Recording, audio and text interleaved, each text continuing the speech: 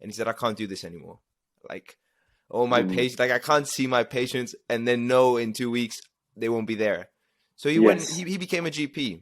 And yes, this is why, how do you cope with it? I have a very strong Christian faith, and that gives me a solid foundation.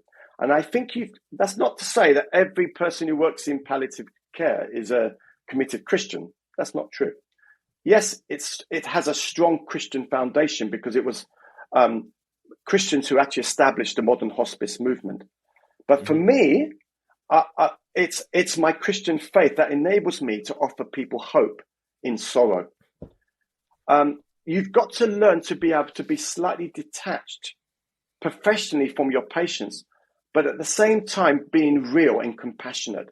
And I think that's an art, Andreas. Not everybody can do my speciality. I've had many medical students who have found it very difficult to cope with it. Even junior doctors who just can't cope with seeing so much suffering and illness. But for me, I want to care for the sick and the suffering. I want to hold that patient's hand when they're crying. You know, patients aren't so much interested in how much you know. They're also interested in how much you care. Yeah? Being a real doctor is not just being intellectual. I'm afraid I see lots of rubbish doctors who are brilliant academically, but useless clinicians because they've lost the heart of medicine, which is an art. You know, you've got to give body language. You've got to show people that they're human beings. In fact, you've just reminded me of another patient I had this week. She was a very young lady in her 30s, but she's got a very rare mitochondrial disease, which results in her muscles just breaking down. So she's wheelchair bound, very unwell.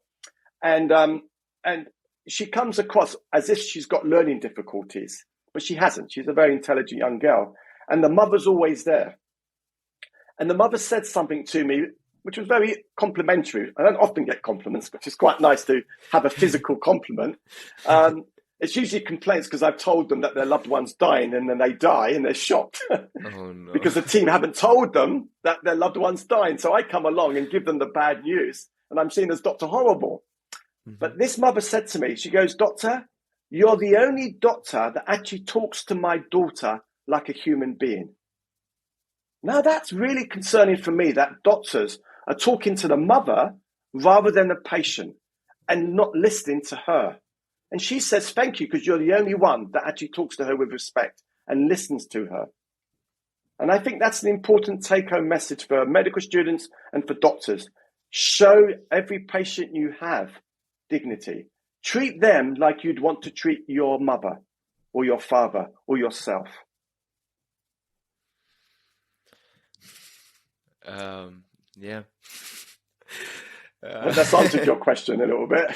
Yes, it's left me speechless. If you enjoyed that, you can click the link in the description to watch the full podcast or listen to it on Spotify, Apple Podcasts, and our website. You can also ask questions in the comments below, which will be directed to healthcare professionals in our future weekly episodes. Thank you so much for watching.